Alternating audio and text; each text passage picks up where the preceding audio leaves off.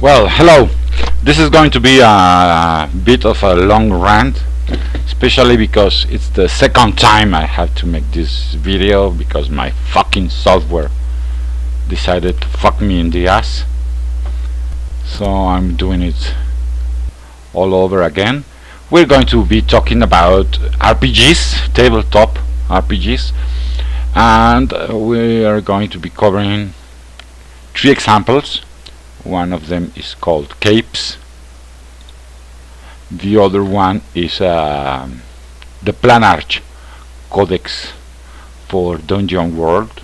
It's an add-on. Okay, this is not the game per se, but it's an add-on for the game. And one more. Very well. So let's start with the Planarch. Okay.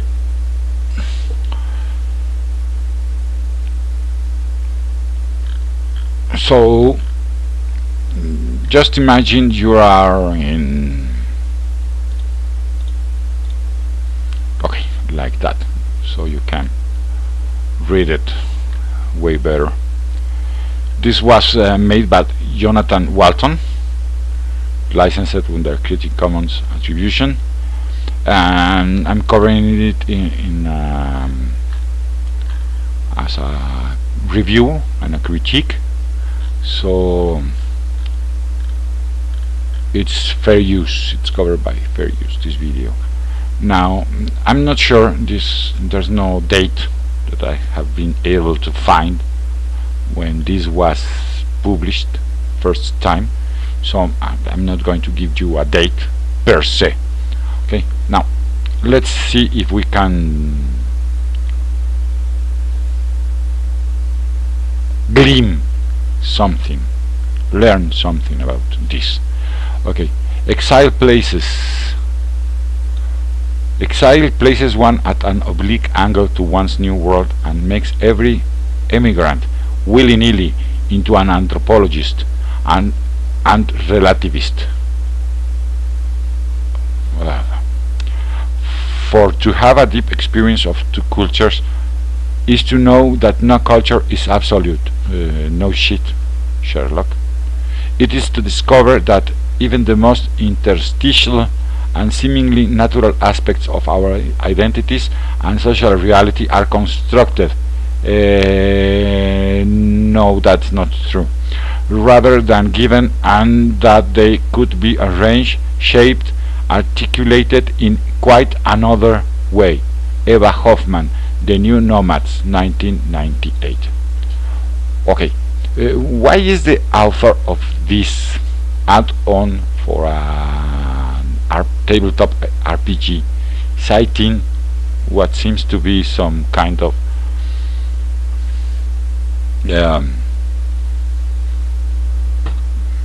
feminist, some kind of constructivist, some kind of cultural relativist? Nobody's saying any culture is absolute. What we are saying is some cultures are better than others, and when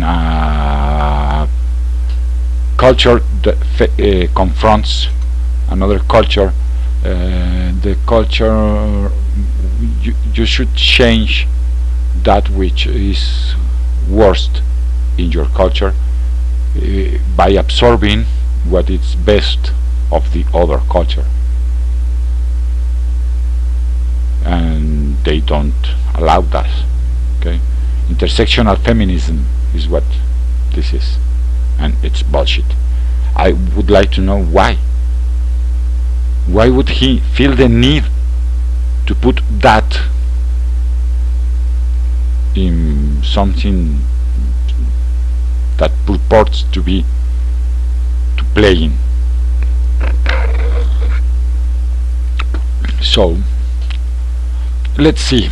Okay, the codex is inspired by fantasy games that attempt to reflect the richness of human societies. Planescape, Everon, Everyway, Exalted, blah blah blah blah blah blah blah.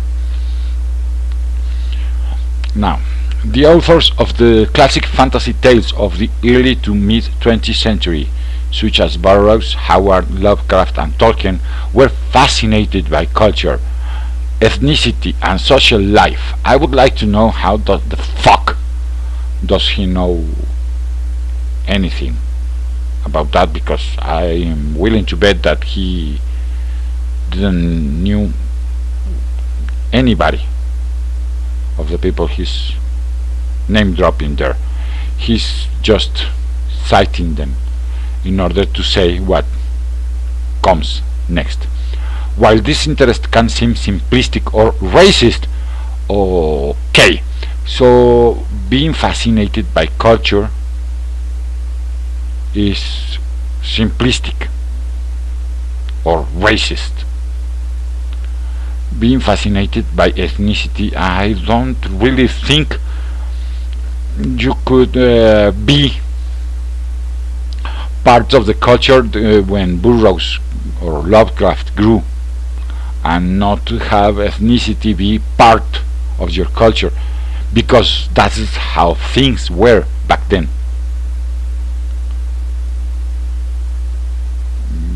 Doesn't mean we should judge them by our standards, because it's not the same to be living there and then than to be living here and now. To modern readers wrapped up in the social Darwinism of that social Darwinism, okay, what's social Darwinism? I'm willing to bet this fucker doesn't know what he's talking about, and he's dropping words just because. Do you are you starting to get the feeling that this isn't an add-on for a tabletop RPG, and this is part of academic, a feminist academic paper? Because that's what I'm starting to feel. Okay, I'm not feeling excited about the add-on. There's no question that the diversity of an increasingly globalized world strongly influenced their writings, as well as those of later authors Butler, Lever, Le Guin, Moorcock, and many more, who pushed it even further.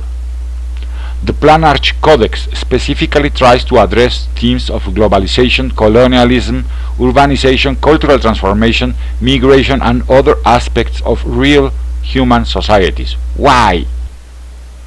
Why would anybody want that bullshit in their games? Just imagine you get to game night and the GM drops this in your lap.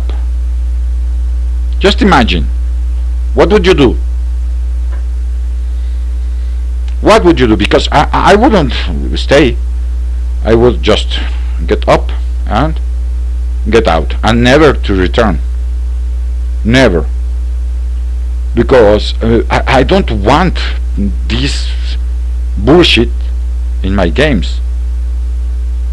I just don't.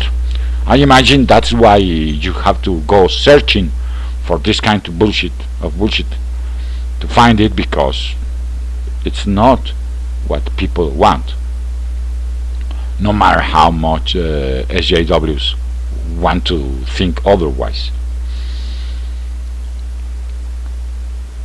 To do this, it places diversity at the center of play.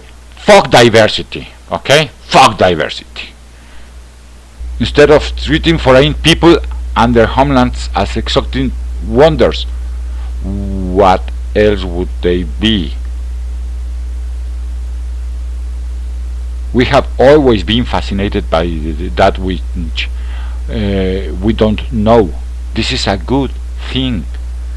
This is what allows us to recognize the alien as one of us. This is what allows us to recognize their humanity.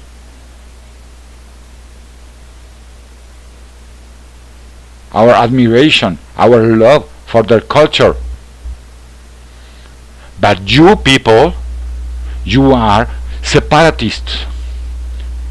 You want everybody in a box.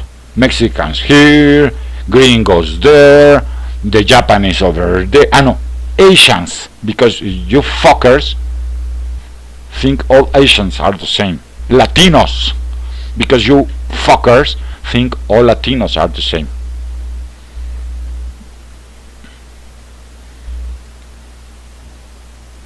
Fuck me.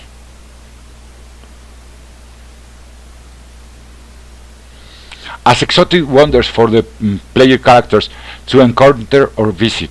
Fuck you, really, really, fuck you. It also thrives on the juxtaposition of people from different ethnic fucker. Oh, fucking people can't even write their own language. Ethnic and class backgrounds that is so essential to modern urban life. What? What? Really? What?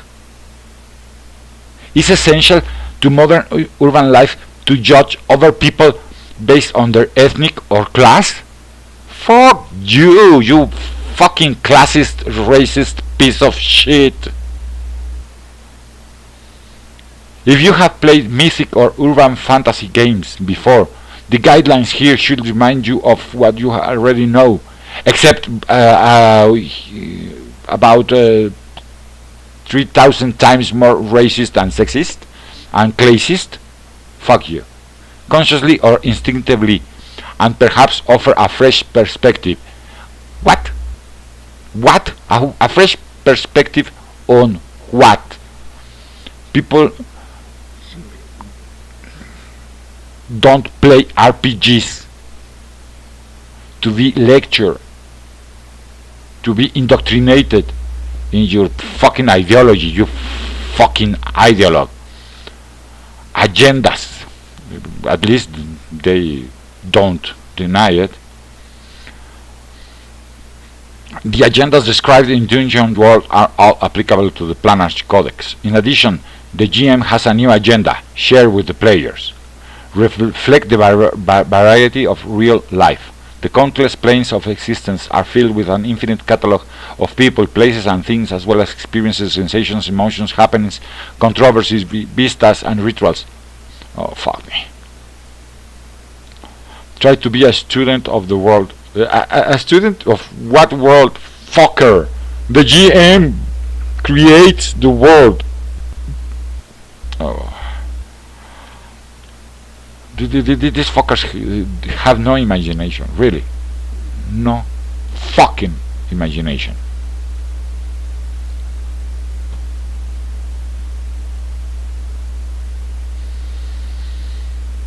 Giving every monster life and naming every... What? You give life to the monsters that you encounter, and you are aware that the monsters are not real, right? There are no monsters.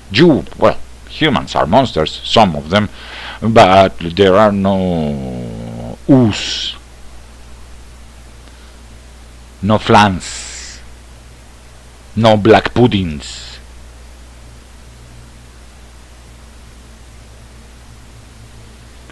Fuck me. Naming what? Naming every person. What? Fucker, you name the persons that your players encounter, not every person. Only the persons your players are going to encounter, are going to interact with.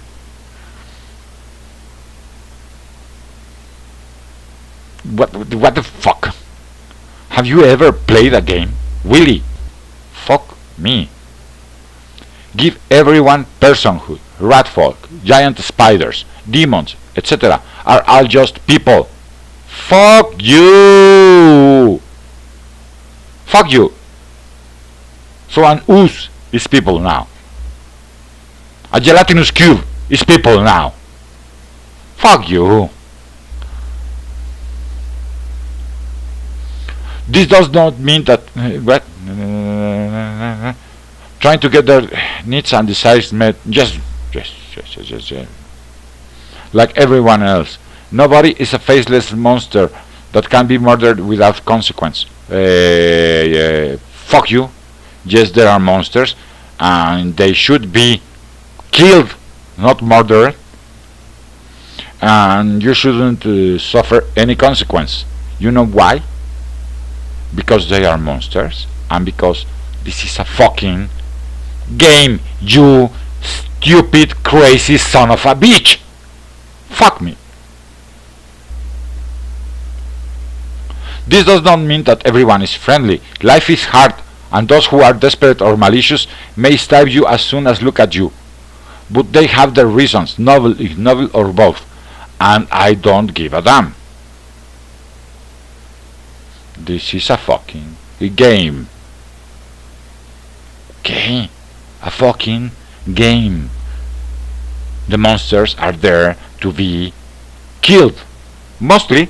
Sometimes not, but mostly. So, fuck you. Indias. With a couple of saguaro cactus. Fuck. Reveal greater diversity. Just the only kind of diversity you people care about, which is superficial diversity. First, whenever it's time to say something about the setting, don't always say the first thing that pops into your head. So make the game slow. Try to say something slightly stranger instead. You're a stranger.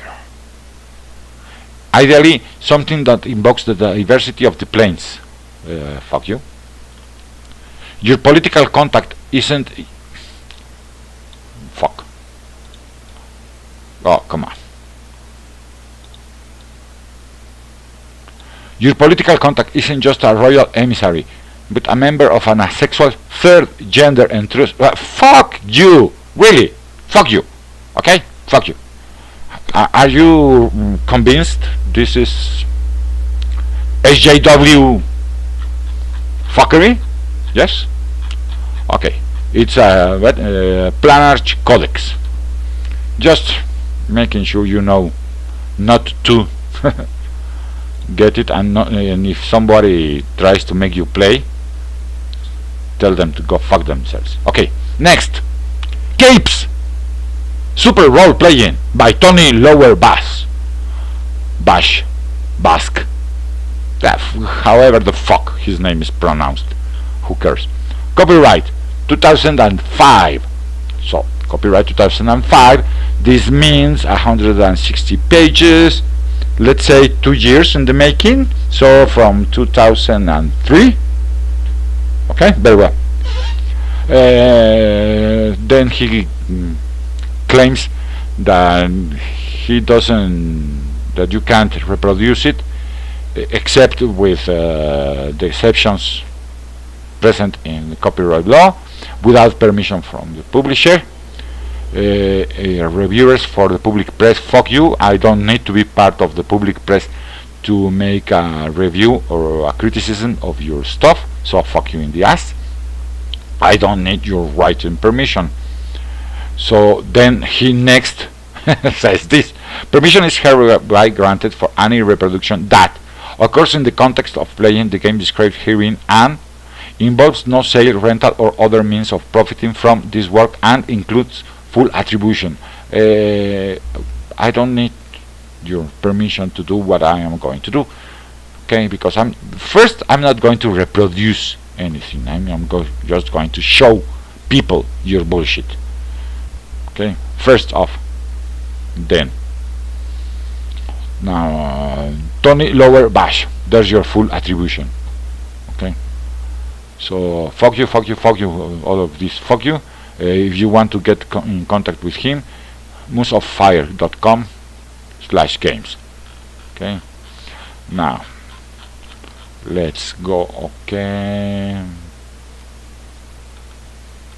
Okay, his wife helped him, and he then tells us that the creative and passionate inventors at the Indie RPG Forge. So there were other people making input into this bullshit. Okay? And then there were the playtesters. Okay? So more people. Of course, we all know this kind of people live in a bubble. So it wouldn't surprise me that nobody ever thought of telling him he was stupid, because he's stupid. Okay, role-playing games like the one you hold in your hands have a mixed pedigree. No shit, Sherlock. They are both storytelling and gaming. Yes, exactly. They are moods, not one thing or another, but a vigorous, quirky hybrid. Yes and no. They are moods, and they are both things. They don't need to be one or the other. They can be both. So fuck you. It's no great surprise that so many fans of comic books are also drawn to role-playing. Oh, really? Superhero stories are also a form of hybrid art. Have high-minded philosophy? No. Fuck you in the ass. No. Superhero comics are not high-minded philosophy. Have visceral escapism. That's all they are. And that's all they need to be. The genre has been invented and reinvented for decades, and you have been trying to reinvent it for at least 12 to 14 years now, at least, if not more. I happen to think you have been trying for a long time. Serious people with serious concerns can go fuck themselves. Have discounted it for all that time. Yes. The argument is that such a hodgepodge of different goals cannot match the achievements of thoroughbred unified art forms like writing and painting. Nope. The argument is that writing, painting, sculpture, movies don't have to be half-minded philosophy, and neither should comics or any other stuff. And comics are escapism, which is value. So it's something of value by itself. It doesn't need anything else to be valuable. It doesn't need anything else to be taken seriously, as you say. And the people, the serious people with serious concerns are you assholes. You trying to inject your fucking ideology in our culture, in our hobbies. I told them back then what you were trying to do, and everybody told me I was crazy, I was paranoid, I was talking shit, I was just an intolerant, a sexist, blah blah blah blah blah blah. Now many have been forced to recognize that once again I told you so, fuckers. The point is simple, but is it true? No, it's not true. You should go fuck yourself in the ass with a saguaro cactus. I believe that comics and role-playing both survive not in spite of their contradictions. What contradictions? You haven't demonstrated any contradiction. You have claimed there are contradictions, but you have demonstrated jack shit. But because of them, I don't love superhero stories. Yes, you don't love superhero stories. You love to think of superhero stories as a vehicle, as a platform for your fucking ideology propaganda. Because I am too lazy to read a tract on moral philosophy and then watch a high-kicking kung fu movie. No, you love superhero stories because you want to stop them from being high-kicking kung fu movies and being all about your fucking subjective morals, being all about your fucking ideology. And because of that, you can go fuck yourself in the ass with a saguaro cactus.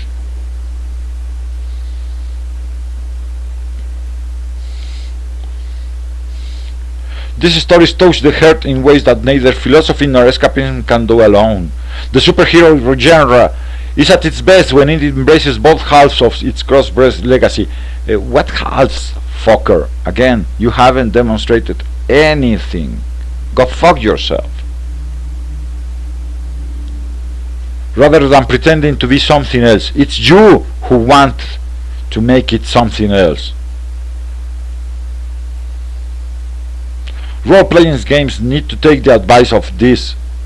Okay? Role-playing games need, have to, they must take the advice of this slightly older sibling. Slightly? Fucker!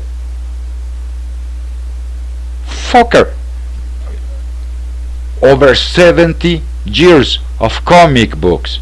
Do you know jack shit? And that's just us, comic books. Not counting what came before. Because if you start counting what came before, not exactly comic books, but what came before, over 100 years. So fuck you. Anyone who plays a role-playing game believing that they have to choose between making serious moving stories, yes, you can't make a serious story because it's about having fun. It's about having fun. You don't have to make a serious story. It's about having fun.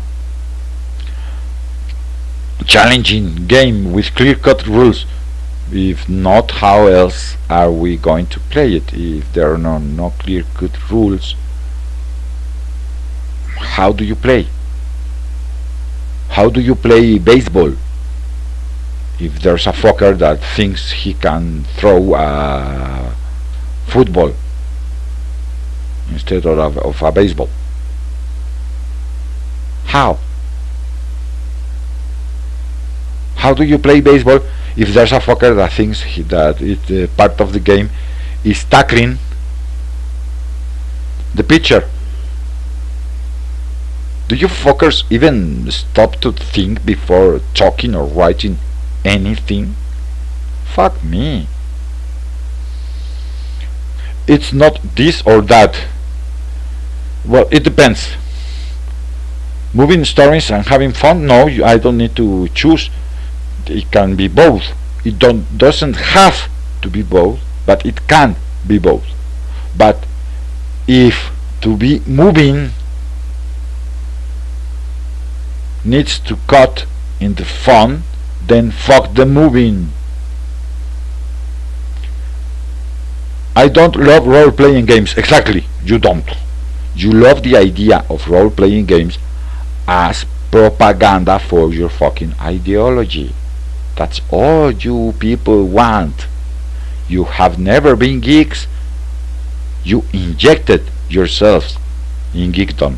You injected yourselves in our culture, and we were stupid enough, welcoming enough to allow you to come here and tell us how fucked everything was and start changing shit until we can't recognize.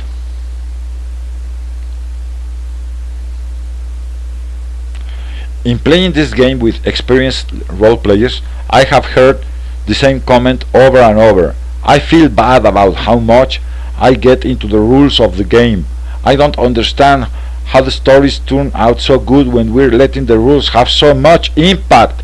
Oh, come on, fuck you. Nobody has ever said that. Okay? Nobody. Nobody. It's a role-playing game. We are here to play it. We know it has rules.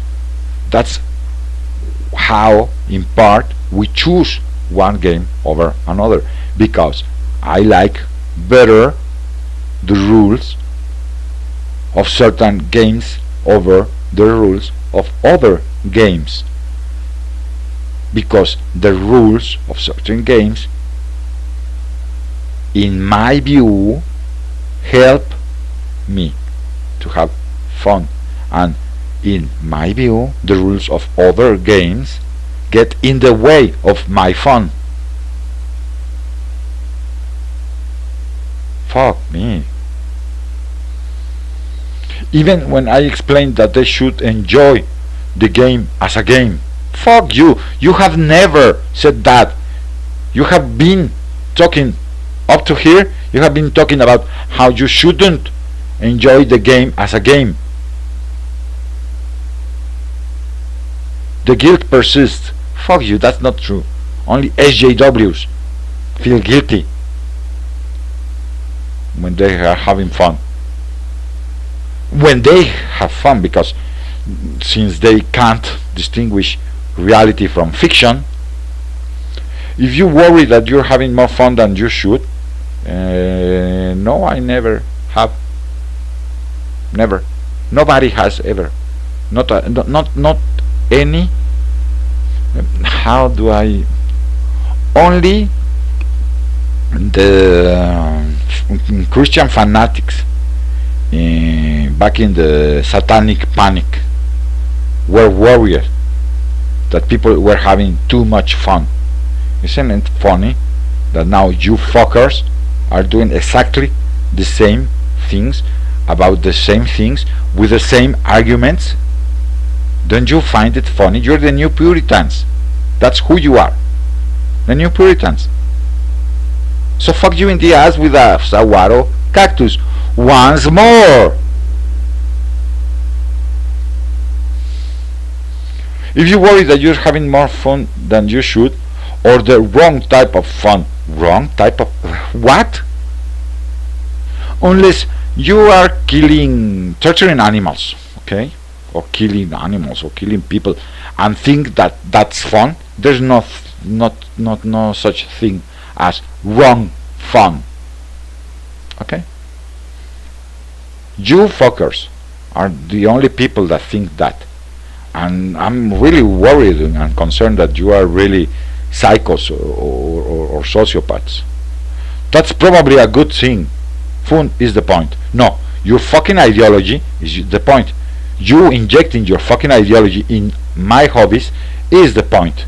So I'm gonna keep being a wrong fan, having wrong fun all the time, and you people can go fuck yourselves right in the ass with a saguaro cactus once more.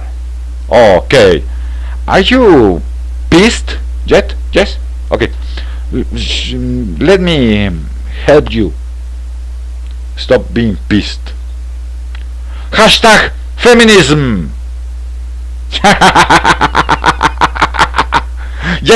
Yes, really. It's an anthology of nano games or micro games or whatever the fuck they call this stupid shit. Let's start here. It's not the beginning, but let's start here.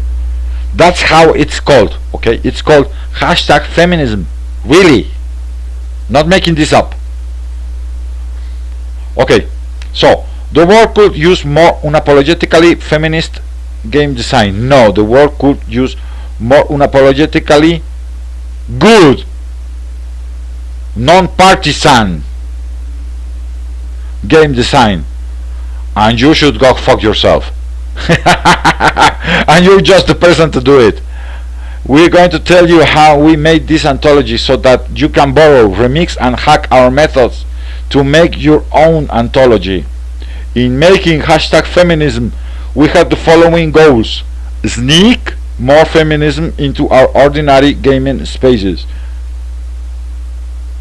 Do you want me? Okay, should I? Yes. In making hashtag feminism, we have the following goals: sneak more feminism into our ordinary gaming spaces. Okay.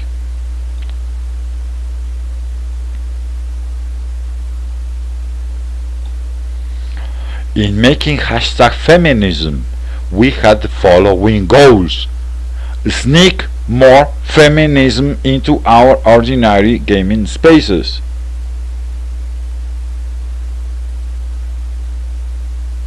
Okay.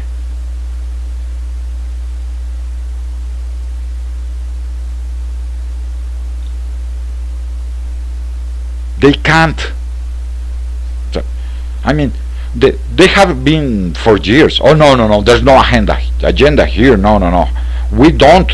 We're not. No, no, no. We're not trying to. No, no, no. How dare you, sir? How dare you say we are trying to inject this or that? No, no. Fuck. It's here, in black and white. This one you can find in Drive-Thru RPG.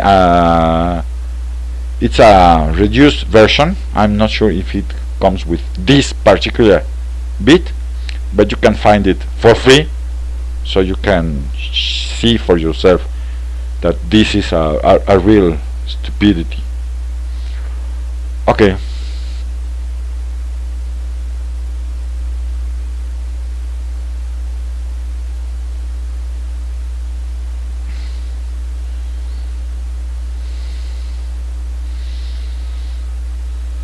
September, November, December, January, February. 5 months. 5 months is all the time they took to make this bullshit. Well, not really surprising since it's not really game or games. So, hashtag feminism, a nano game anthology.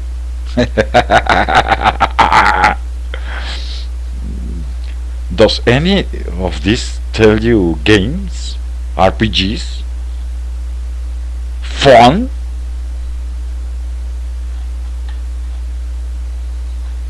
It's OMG so random, yes, but besides that,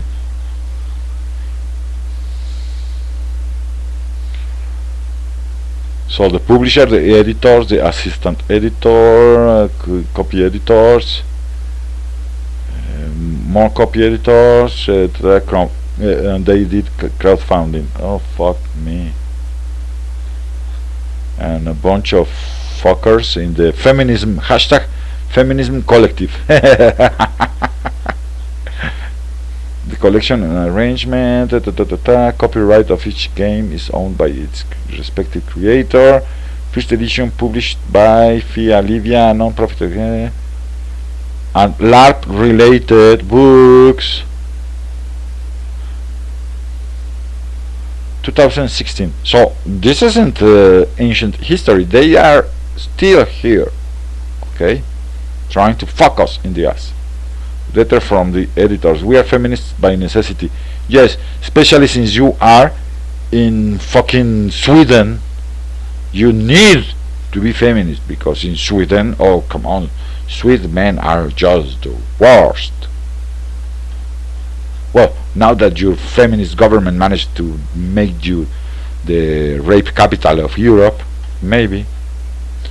Okay, they made the games, quote unquote, from, how do I, by team. Okay, by these are romance games. These are women and the media games. Okay, very well. 2 to 5. I don't know what the fuck. Players. I think that's players. Yes, 2 to 5. This is the time it takes. Around how much time it takes, I believe. And this is how much it hits you in the feels. Yes, really, those are tears. This is how much it hits you in the feels. Okay, let me. Okay, so let's see.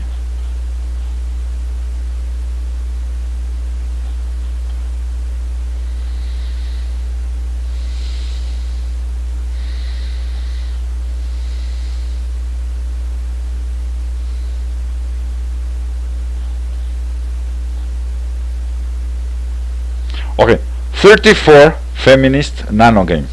Okay, first of all, many of them are not games at all. Okay,